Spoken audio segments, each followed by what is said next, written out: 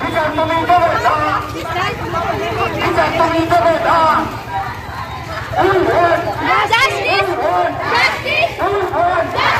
আজার কণ্ঠেরা কিশোর, সব সময়েরা কিশোর।